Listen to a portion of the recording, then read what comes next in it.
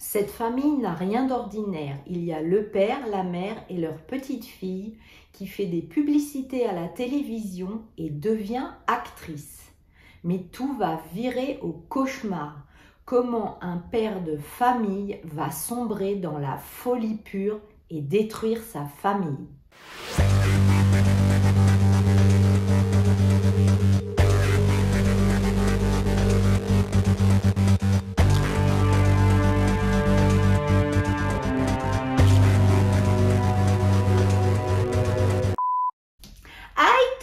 Je suis ravie de vous retrouver pour cette nouvelle vidéo. Bon, d'abord, comme je le dis à chaque fois, on va se mettre bien. Pensez à vous abonner dès maintenant, à mettre un pouce en l'air parce qu'après on regarde la vidéo et on oublie.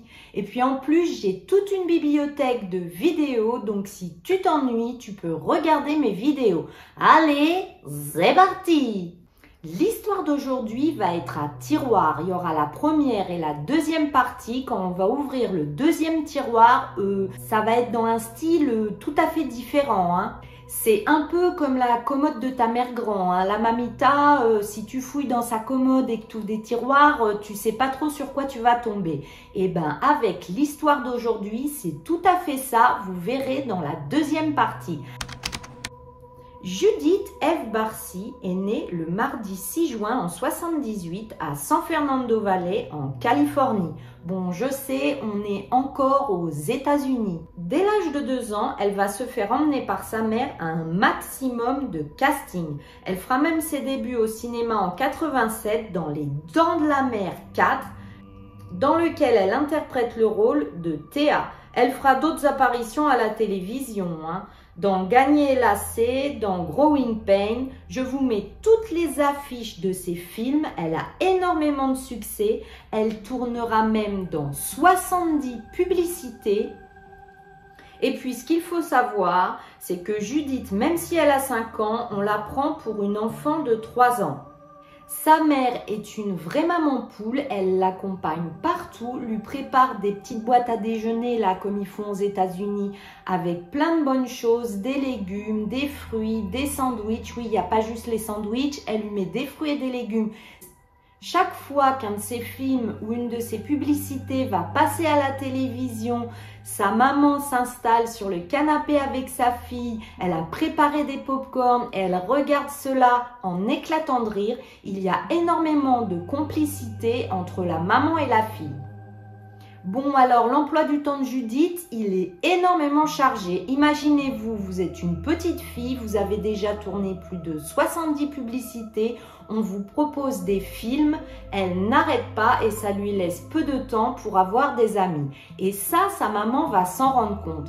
Et pour qu'elle soit heureuse, elle va lui organiser un goûter d'anniversaire. Judith était tellement heureuse de cette surprise qu'elle en avait eu les larmes aux yeux. Bah oui, bonne gens, c'est une enfant, la petite mignonne. Sa mère lui avait appris à être polie, toujours dire s'il vous plaît et merci. Elle ne devait jamais aller toute seule quelque part. Sa maman veillait sur elle comme le joyau le plus précieux. Cette petite fille était adorable, précoce, une petite blonde châtain aux yeux bleus. Jusqu'en 1985, Judith est une enfant heureuse, mais on est dans une DPAE et cela ne va pas durer. Car il y a son père, Joseph. Il avait beaucoup de ressentiments envers son enfant et sa femme. En fait, lui, le père, il est jaloux. Jaloux du succès de sa fille, jaloux de l'amour qu'il y a entre la mère et la fille. Il se sent seul à la maison, il a l'impression qu'il ne sert à rien. Et là, il va se mettre à boire encore et encore. Il va devenir extrêmement violent avec sa femme et horreur avec sa fille, comme si ça ne suffisait pas de déjà être violent avec sa femme. Ah ben lui, il faut qu'en plus, il soit violent avec sa fille. Alors que tout le monde dira, on ne comprend pas son attitude. Oui, parce que vous l'avez compris, en plus, tout le monde est au courant. Mais il faut savoir que dans les années 50, 60, 70 et là 80, Parfois, on savait que des maris pouvaient être violents ou colériques, mais on ne disait rien, les voisins se taisaient, la propre mère de famille se taisait, il fallait rester marié et subir. Et en plus, souvent les femmes qui étaient dans ce cas-là, c'était elles qui avaient honte. Oui, c'était pas le mari qui avait honte, hein. Lui il faisait sa loi, il criait, il tapait, hein. Non, les femmes avaient honte. C'est ce qui se passe là avec la mère de Judith. Elle avait honte et ne disait rien. Malgré le fait que Judith, sa fille, donc gagnait des sommes à 6 chiffres en 87 et que ce salaire avait permis à toute la famille Barcy de s'installer dans une belle maison, il continuait à frapper sa femme et sa fille. Ses excès de violence étaient de plus en plus quotidiens et de plus en plus forts. Un jour, il va dépasser les limites. Il va tenir un couteau sous la gorge de sa fille et dire à sa femme que si un jour elle décidait de partir ou d'aller tourner un film sans le prévenir, il les tuerait toutes les deux. Et puis là, le père, il va sombrer encore plus dans la folie et la dépression et boire davantage. Et l'été 1988, Judy, la petite fille qui était insouciante, joyeuse, elle va commencer à montrer des signes de stress. Elle va prendre du poids et s'arracher tous les cils, tous les sourcils et elle va même arracher les moustaches d'un de ses chats. Elle était terrifiée par son père, anxieuse et elle développe tout un tas de manies et de tics liés à cette peur du père et à l'anxiété. C'est totalement incroyable de voir cette situation-là aujourd'hui parce que personne n'a pensé à l'emmener chez le psychologue, que ça soit sa mère, la famille, les amis ou même son impresario. Comme je vous l'ai dit tout à l'heure, c'était des situations qui étaient passées sous silence. Tout de même, sa mère, Maria, va hésiter à porter plainte, mais l'affaire n'ira pas plus loin et elle ne portera pas plainte. On estime même à l'époque que la plupart des amis et la famille se disaient que cela ne les regardait pas, que c'était une affaire de famille privée et cela n'ira pas plus loin. Malheureusement, ils vont se tromper. Un jour, Judith va même passer toute la journée à faire du vélo dans le quartier pour ne pas rentrer chez elle. Plus tard, cette nuit-là, alors que Judith et sa mère dormaient, le père va aller dans le garage. Et là, il va trouver des valises. Il va comprendre que si ces valises ont été faites, c'est que soit la mère et la fille s'en vont, soit que la mère et la fille vont sur un lieu de tournage et qu'il n'est pas au courant. Comprenant que sa fille et sa femme vont lui échapper pour de bon, il devient fou. Alors que Judith, 10 ans, dormait dans sa chambre, Joseph s'est glissé dans sa chambre avec une arme de poing et lui a tiré une balle dans la tête. Maria a eu à peine le temps de bouger pour protéger sa fille qui lui a tiré dessus. Elle l'avait rencontrée dans le couloir et elle s'est effondrée sur le sol. Et là, vous n'allez vraiment pas vous y attendre, mais Joseph le père va passer 2 jours seul dans la maison avec le corps de sa femme et de sa fille. Le matin du 27 juillet, il va verser de l'essence partout. Puis ensuite, il va aller dans le garage et se tirer une balle dans la tête. Une voisine qui arrosait ses plantes à l'extérieur a entendu le coup de feu, a vu de la fumée. Elle a tout de suite appelé la police et les pompiers qui ont réussi à éteindre l'incendie assez rapidement. La voisine d'à côté, Eunice Derry, a déclaré que Maria lui avait parlé de ses violences domestiques et du fait que son mari buvait. Elle lui a dit qu'elle envisageait de demander le divorce et de déménager. Malheureusement, elle n'aura pas eu le temps. La voisine dira aussi « J'ai entendu une explosion, j'étais en train d'arroser mon jardin et j'ai vu de la fumée s'élever de la maison. Ma première pensée alors que je me précipitais pour appeler le 911 était « Il l'a fait, il les a tués, il a mis le feu à la maison comme il avait dit qu'il le ferait. » Plus tard, le corps de l'enfant a été retrouvé dans son lit et celui de la mère, comme je vous l'avais dit, dans le couloir. Toutes les deux avaient reçu une balle. La police a déclaré qu'un pistolet avait été retrouvé dans la main du père et le bidon d'essence un peu plus loin à côté de lui. Les funérailles de Judy ont dû être morbidement surréalistes pour ceux qui ont assisté. Imaginez-vous assister à l'enterrement d'une petite fille actrice.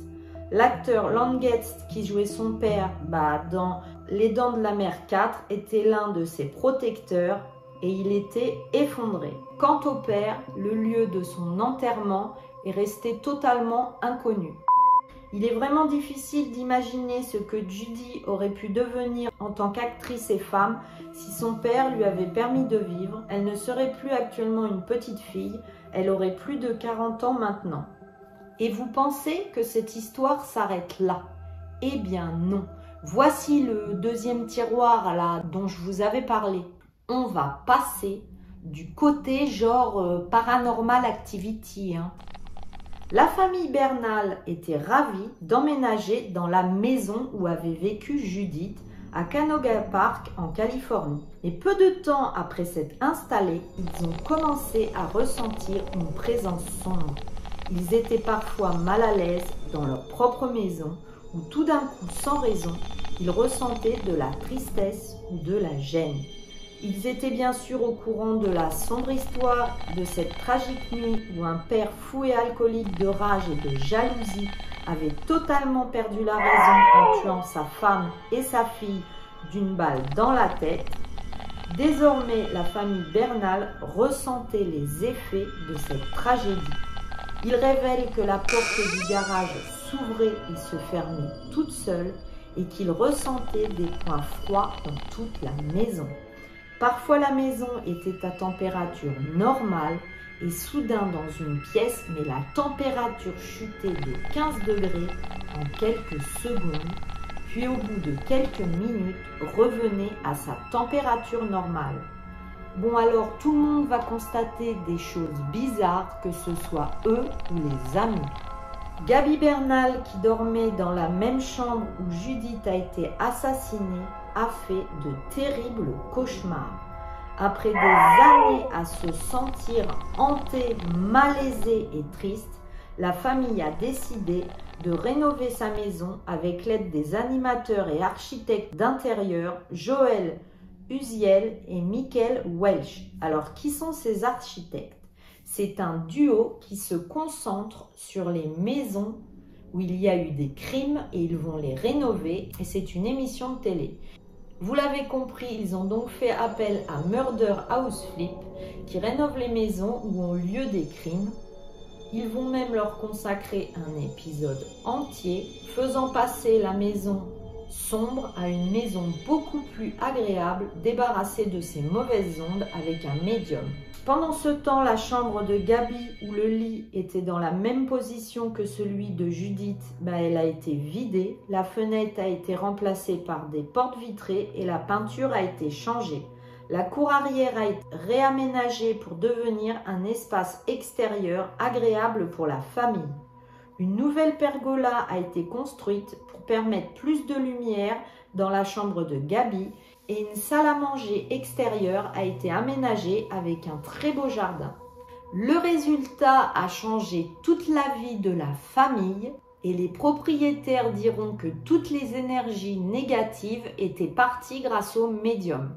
Voilà, cette vidéo est finie. Que pensez-vous de cette histoire? Que pensez-vous des mœurs d'avant où souvent les familles ne disaient rien quand un parent était violent et les femmes ou les hommes, oui, parce qu'il y a des hommes battus, n'osaient pas divorcer?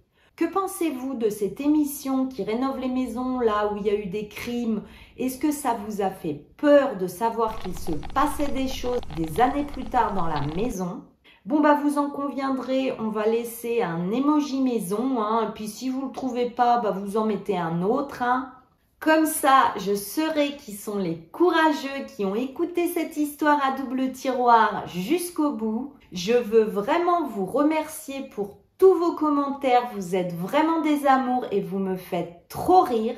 Et puis, comme d'habitude, laissez un pouce en l'air, abonnez-vous. Cliquez sur la clochette. D'ici la prochaine fois, prenez soin de vous, regardez derrière et moi je vous dis à bientôt. Bye bye!